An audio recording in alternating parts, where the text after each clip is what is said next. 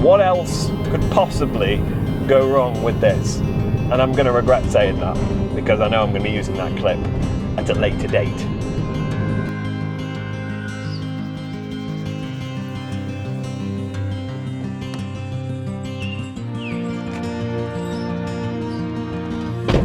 Hi and welcome back to Joe Talks Cars, and welcome my Cayman 987 back to my channel.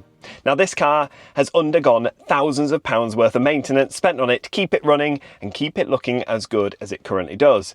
But of course it's the never-ending project, and over the last few weeks this car has dealt me some bills that I wasn't really expecting. And in this video I'm going to share with you everything that I've spent on it and everything that is about to be spent on it to keep it running. But also in this video I wanted to talk about my other car, my Golf GTI Mark 6, because that car is now a 2010 plate. It's done over 107,000 miles, and as much as I love that car, I think it's time for a change. So let's head out in the Cayman, drive in this gorgeous sunshine we've got today, and talk about all things replacement Golf GTI, but also what's wrong with the Cayman again.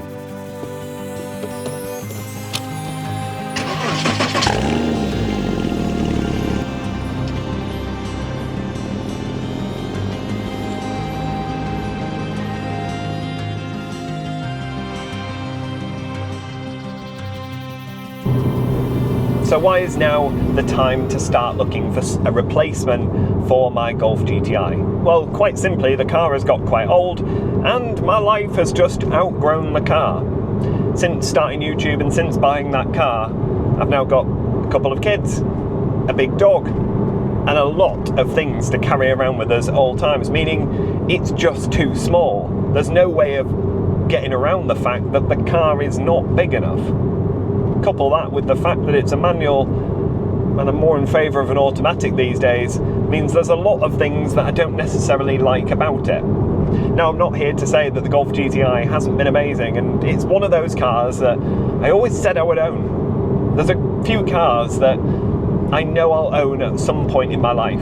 A Golf GTI was one of those cars. A Porsche was another. And there is one more. And that one more car, that's exactly what I'm on the hunt for now. When choosing a replacement for that car, when choosing another family car, there's a lot of things that I need to consider. There's a lot of things that maybe other people wouldn't consider. But for me, I need to pick something that works for the channel, something that is interesting to watch and that will pull in some decent views. It's okay going out and getting a Kia or a Hyundai for really good money. There are fantastic cars, superbly reliable, and I could probably even go for a new one. But realistically, that's not going to create YouTube content. What's going to create YouTube content is something a little bit more exciting, something luxurious, something like this has for me, really. If I'd gone out and bought a 2-litre turbocharged Porsche Cayman, no one would have probably watched it. It's the fact I've gone for something a little bit different, a little bit more known to be unreliable, but still a very desirable car. So there are a few things that I'm going to look for when looking to replace the Golf GTI. And the first one is an important one for me, and that's space. I need something big, because going around in a Golf GTI with 2 small children, a German Shepherd dog, prams, bags, and everything that you need to carry with a small child, it's not fun. And we've completely outgrown the car. I'm sick of playing Tetris, trying to stack it full of stuff before we go away, or even having to leave stuff behind because there just is not enough room. Yeah, I need something big, and that's the first requirement, space. I want something not only with a big cabin, but a big boot. Something that will just take everything in it without worrying. The next thing on the list is I want something premium, something that would be an upgrade from my Mark 6 GTI. I don't want to step into something sideways. I don't want to get into something Korean. I want something expensive, something luxury, something that is like an aspirational car, like this one is. Because I feel that this is what's helped build my channel. I'm driving around in a car that people want. Whether they should go and buy it is another matter. But it's what's helped build my channel to levels that I never imagined it would grow. And that brings me on to the next thing. I need a car suitable for YouTube.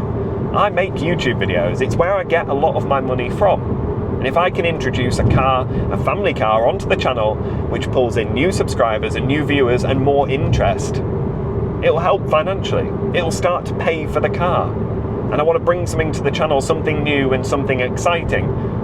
And I think there is a car that does tick all of those boxes. And listening to everything I've said so far, there's definitely a car in your head that you think, I've been looking at on Auto Trader. And without even knowing, I'm going to tell you now, you're correct. It's that exact car that's in your head that I've been looking at.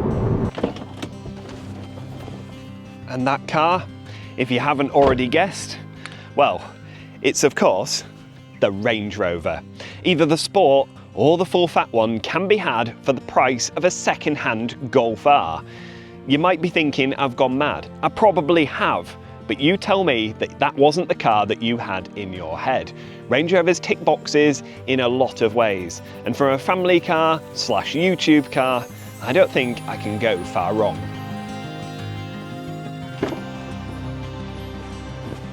Tell me I'm wrong. Tell me that that is not a good idea.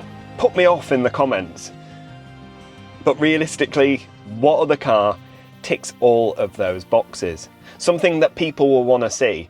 These cars are often known to be ruiningly expensive, pretty much like this one. And that's kept a lot of you watching for a long time.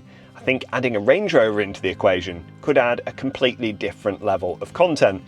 Yes, it could be expensive, but equally, are they as bad as people make out? A lot of people do say that some of the engines in them are fairly weak. If I do my research correctly, get a nice low mileage one, there are plenty of them available, I could be quite lucky, especially if I put an extended warranty on it.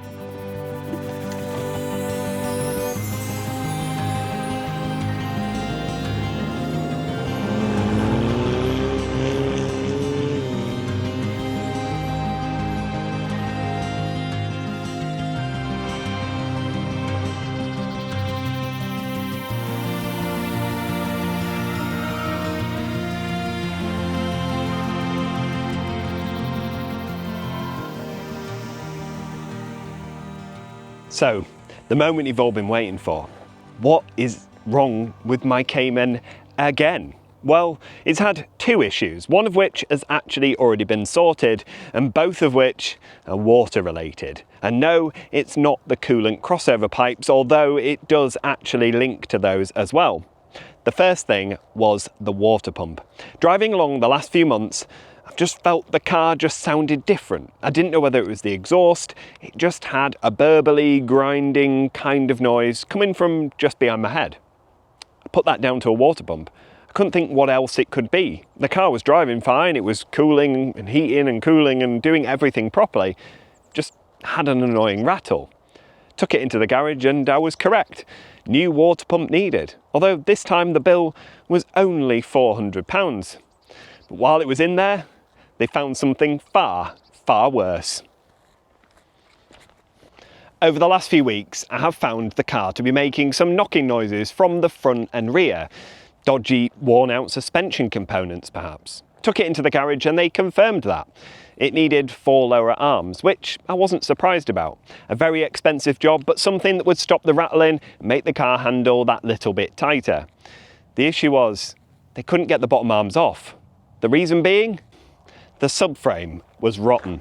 The subframe is so rotten on this car, you can't actually remove the bottom arms. And it turns out this is a common fault on not just Caymans, but 911s as well. Meaning lots of people have ordered them from Porsche and they no longer have any subframes in stock. Meaning the only place you can go and get a brand new subframe is Design 911. The price of that? £1,800 plus VAT.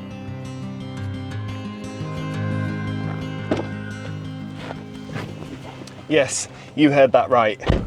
£1,800 plus VAT.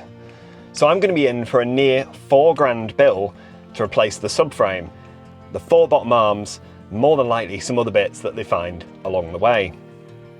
That was a tough pill to swallow, and it definitely made me question whether or not I should even do it. Should I keep this car going, or look for something newer? Well, luckily, a garage called Samlander Porsche has the answer.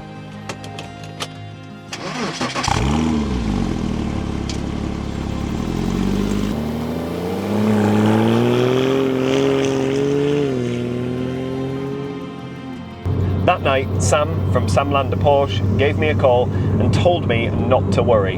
Everything can be fixed and will be fixed, and there is no need for a new subframe, because he has got a solution to the subframe issue. Because subframes are no longer available from Porsche, and the ones that designed 911 are clearly marked up really high, there's only one way to go about it, and that's to fix the one that's on there. They're an aluminium construction, and with a bit of alloy welding, you can actually strengthen them, make them better than new. And that's exactly what Sam does. He said he's going to try and carefully remove all of the bottom arms and hopefully keep the subframe intact. And if he manages that, he'll then bulk the subframe out to prevent the problem ever rearing its head again. The subframe actually became rotten due to the crossover pipes. Yes, that's right, when the crossover pipes leaked, they leaked down onto the subframe and simply rotted it away. The issue with these cars that even when they're on a ramp, you can't see any small leaks, and the crossover pipes seep out over time and land straight on that aluminium subframe, causing it to corrode and seize your bottom arms in place. It's not exactly an ideal solution, and this issue is not unique to Caymans. Porsche 911s have the same issue. They all have the same subframe, and it's all very, very expensive. Because as much as I love this car, when I got the call from the garage to say the subframe was rotten, I needed a new one, and they were over £2,000 fitted, I'm not going to lie, it did make me question whether I should even do it in the first place. As much as I love this car, after spending 10 grand on a rebuild, a couple of thousand on crossover pipes, some suspension work, to then have to spend another 4,000 at least to fix something that's rotted away. It made me wonder what else could be possibly wrong with the car, and was this really the end of the huge bills? Probably not, meaning this was going to end up being a love affair more than anything else. It still is, although the bill that Sam quoted me for all this suspension work is considerably less. The car is going in a couple of weeks, and it's having a whole host of suspension upgrades. We're pretty much replacing the lot. The price of that? £2,000. Which is a lot better than the original £4,000 I was quoted. So I think the motto of this story is listen to your car. You know your car better than anyone else. And when you think you hear a strange noise or a strange knock coming from somewhere, you're probably right. There's probably something wrong with it. I was driving along listening to that noise thinking it just doesn't feel right. Friends had told me it can't be the water pump, it's heating and cooling perfectly fine, it won't be that. It was that, and the car was only moments away from having a full breakdown, or overheating, or even worse. It's definitely important to get all these sort of things looked at in a car that's nearly 20 years old. As with the suspension, it's a case of something that will always need to be done. These cars are old now, suspension components are worn out, and I expected to have to do it at some point. But what I didn't expect is the rot. I didn't expect an aluminium subframe to corrode so badly you couldn't get the bottom arms off. And it shows that although these cars are fantastic in what they do, they drive better than anything I've ever driven. They are flawed in so many ways, and I don't know where Porsche gets this unbelievable reliability rating from. Everyone's saying how reliable they are, how solid they are, and that 90% of Porsches are still on the road. Where do they get those figures? Because these cars are a nightmare to maintain. Very, very expensive and not all that reliable. But I have to say, I love it so much that it makes every single mile special. When it comes to spending money on it, it's worth it. Of course it's worth it. You only have to hit a few bends in this to realise why these things cost so much money. Wow. This has been, of course, Porsche Cayman update. All the things that I have spent on it, and everything that I'm about to spend on it again. But also it's a garage update. Due to the weird way in which my life has gone and YouTube is only going one way, I'm in the position to now start looking to add another car to the channel, replace my Golf GTI, get something newer, fancier, and something that you guys want to see. And although I've got my heart set on a Range Rover at this point, I'm definitely open to suggestions. Anything that you think would work for the channel but work for a family, I'm all ears, so drop it in the comment below. Also, if you have had a Range Rover or you currently have one, I want to hear your stories, the good and the bad. Try to make me not do this, because I feel that it could get rather expensive. But anyway, I hope you've enjoyed this video. If you have, please make sure to give it a thumbs up and subscribe for plenty more videos like this one to come. Thank you so much for watching, and I'll see you next time. Bye.